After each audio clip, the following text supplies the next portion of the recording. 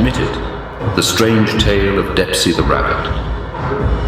Chapter 30. Welcome back to the rift of sorts. The portal spat them out like an unwanted meal. Chuck hit the ground first, his yellow surface immediately dulled by contact with something that wasn't quite earth, wasn't quite flesh, but yielded in ways that made his scientific mind recoil. Lucy landed more gracefully, her porcelain form maintaining dignity even as her crown tilted at an angle that suggested the laws of physics here were more like suggestions. Depsey rolled to his feet with practiced ease, yellow shoes finding purchase on the impossible terrain. "Don't try to understand the ground," he said quietly, not looking at his friends. "Just accept that it holds you up. Mostly. Mostly." Chuck pushed himself upright, noting how his arms seemed to stretch slightly in the green-tinted air. Everything here felt wrong. The light came from everywhere and nowhere. Colors shifted when he wasn't looking directly at them, and the horizon curved upward like they were standing inside a sphere. "Welcome to the rift," Depsey said, and there was something in his voice. Relief mixed with dread, like coming home to a house that had burned down. The real one, well, sort of. Above them, floating at irregular intervals, mechanical eyes drifted through the green fog. Each one trailed cables that disappeared into the shifting atmosphere, and their lenses whirred and clicked as they tracked movement below. The broadcasting equipment looked obscene here. Industrial intrusions in a space that operated on dream logic. "Those are cameras," Lucy observed, her voice carefully controlled. "We're being watched." "Always," Depsey confirmed. "The rift it's different now. They've turned it into some kind of arena." He gestured towards structures that definitely hadn't grown naturally. Metal walls that intersected impossible rock formations. Transmission equipment grafted onto floating debris. Screens that flickered with images of eager young faces. Chuck studied the nearest floating camera, his analytical mind trying to process what he was seeing. The broadcasting technology. It's integrated into the dimensional fabric itself. They're not just watching us, they're transmitting our experience directly to human beings, Depsey finished, his voice hollow. "I know. I've seen them. Hundreds of little faces, all watching, all wanting." He shuddered. "They want us to suffer for their entertainment." "How do you know that?" Lucy asked, and there was something sharp in her tone. "How do you know what the people want? Unless..." She positioned herself slightly between Chuck and Depsey. "Unless you've been part of this from the beginning." The floating camera nearest to them rotated, lens focusing with mechanical precision. From its speaker, a child's voice emerged, distorted by transmission static. "Make the rabbit admit what he did. We know he's hiding something." Depsey flinched as if slapped. I haven't what?" Chuck demanded, his scientific curiosity warring with growing suspicion. "You navigate this place like you've been here before. You know about the broadcasting integration. You know about the corruption." His voice rose. "What aren't you telling us?" A low rumble echoed through the green fog, and the ground beneath them rippled like water. In the distance, something that might have been machinery, or might have been breathing, suggested they weren't alone in this twisted arena. "We need to move," Depsey said urgently. "The noise attracts..." "Answer the question first," Lucy interrupted, her porcelain surface reflecting the eerie light in ways that made her look almost crystalline. "We found your secret room, Depsey. We found the letters. We found the ink. We know you've been lying to us for 20 years. The ground rippled again, more violently this time. The floating cameras began to descend, their mechanical humming growing louder, more excited. Child voices emerged from their speakers in overlapping whispers. "Tell them about the murders." Admit what you did to Mr. Muffins. Show them the blood money. Depsey's voice cracked. I can't. Not here. Not like this. But you have to, Chuck said, and his tone was colder than Lucy had ever heard it. Because right now, we don't know if you're our friend or if you're one of them. For all we know, you're an enhanced performer designed to mimic Depsey perfectly, sent to lead us into a trap. Enhanced performers can replicate personality flawlessly, Lucy added, though her voice carried pain. We've seen Oculus pretend to be afraid. We've seen others fake friendship. How do we know you're really you? The mechanical humming grew louder.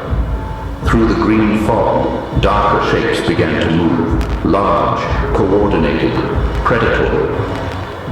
The arena was responding to their presence, to the emotional tension building between the three friends, and whatever entertainment value the system had calculated from their confrontation. Tell us something only the real Depsey would know, Chuck demanded. Something personal, something they couldn't program into a replacement. Depsey opened his mouth, then closed it. His yellow shoes scuffed against the yielding ground as he backed away slightly. There's so much you don't understand. So much I've done. If I tell you the truth, his voice broke completely. If I tell you the truth, you'll leave me here to die. We might leave you here anyway, Lucy said quietly. But at least give us the choice to make that decision honestly. The rumbling grew closer. Through the shifting fog, they could see walls, artificial structures that hadn't been there moments before, rising from the arena floor to create a maze-like environment. The broadcasting system was adapting, reshaping their prison into something more entertaining for its young audience. We need shelter, Depsey said, desperately. There are dead zones where the cameras can't see, where the transmission equipment can't reach. I can get us there, but you have to trust me.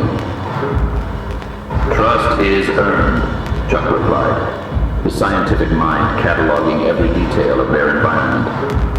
And right now, all the evidence suggests you're not who you claim to be.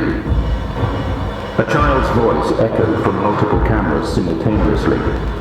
The rabbit knows the secret places. He's been here before. Make him tell you why. The fog began to thicken, and with it came a smell.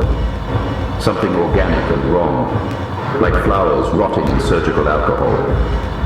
The broadcasting equipment hummed with increased activity, cameras focusing on their group with predatory intensity. Fine, Depsey said, his voice barely audible above the mechanical noise. You want to know why I can navigate this place? You want to know how I know about all this mess and the cameras and the entertainment value of suffering? He looked up at the nearest camera, his eyes reflecting green light like an animal caught in headlights. Because I've been feeding this system for 20 years. Every letter I received, every elimination I carried out, every drop of blood money I accepted, all of it fed the road job. All of it made this possible.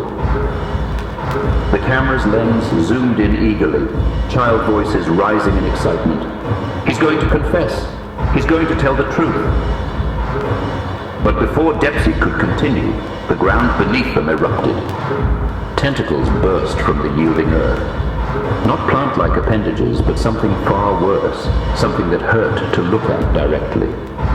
They moved with impossible geometry, folding space around themselves, reaching not just for their bodies, but for their thoughts, their memories, their carefully guarded secrets. Admit it, the tentacles whispered as they rose, voices layering into a cosmic chorus that seemed to come from inside their heads. Admit what you've done. Admit what you are. Chuck grabbed Lucy's hand as the arena floor buckled around them. What are those things? Road job manifestations, Depsey shouted over the otherworldly chorus. They feed on guilt, on hidden truth. The more you try to hide something, the more they...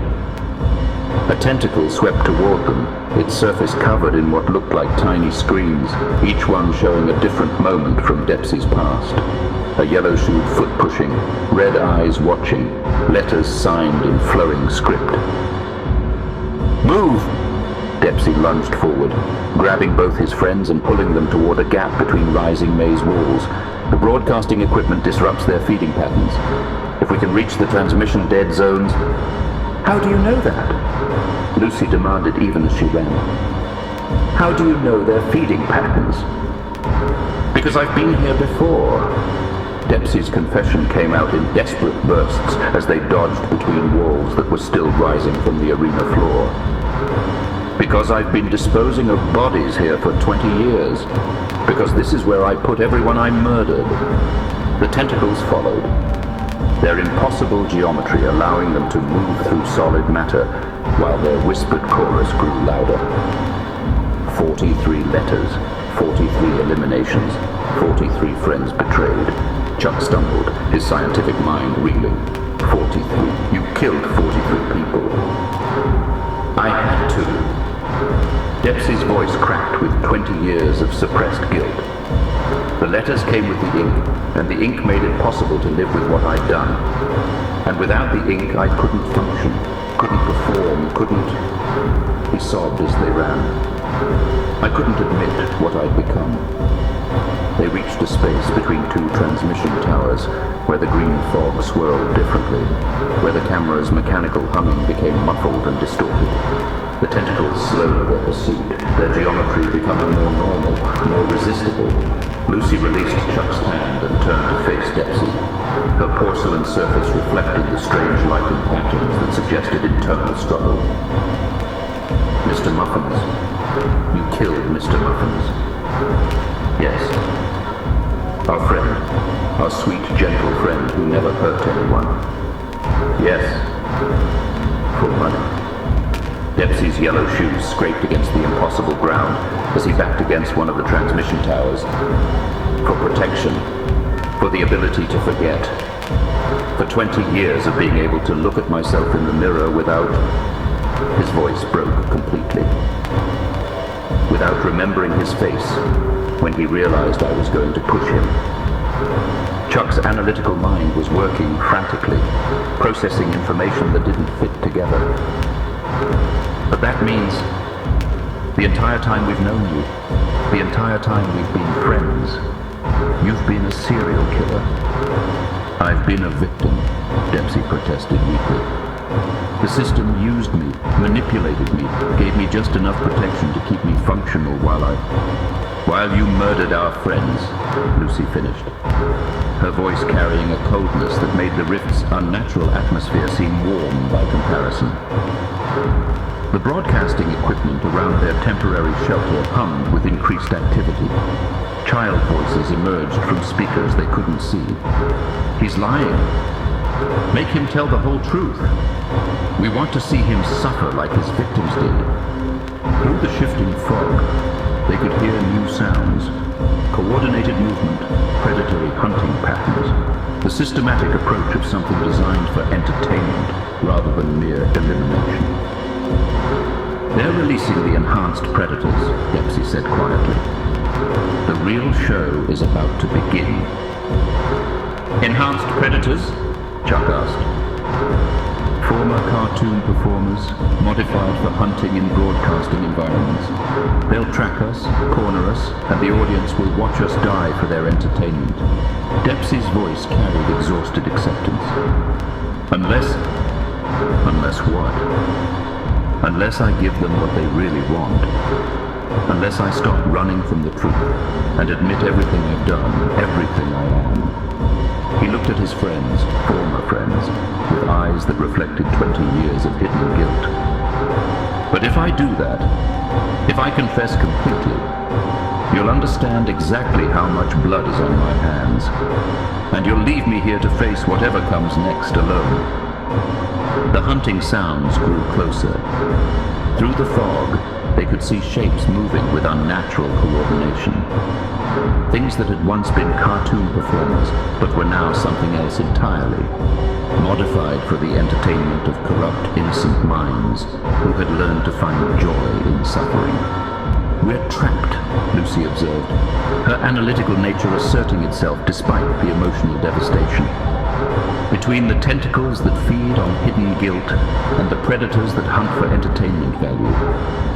"Not trapped," Chuck corrected, his scientific mind finding patterns even in cosmic horror. "Presented with a choice. Tell the truth and face the consequences, or keep lying and face different consequences." The child voices from the broadcasting equipment grew more excited. "Choose! Choose! Tell the truth or run from the monsters!" Depsey closed his eyes. 20 years of blood money addiction and guilt suppression warring with the immediate necessity of survival. When he opened them again, he looked directly at Chuck and Lucy with something approaching honesty. "I want to tell you everything," he said quietly. "I want to confess every murder, every betrayal, every drop of blood money I accepted. But I'm terrified that once you know the complete truth, once you understand exactly what I am..." His voice broke. "I'm terrified you'll realize that the monsters hunting us aren't actually the real monsters in this arena." The hunting sounds grew closer. The tentacles pressed against the edges of their temporary sanctuary. The broadcasting equipment hummed with anticipation of entertainment to come. And in the distance, child voices chanted in excitement, "Admit it! Admit it! Admit it!" The choice was no longer whether to tell the truth. The choice was whether telling the truth would save them or damn them all.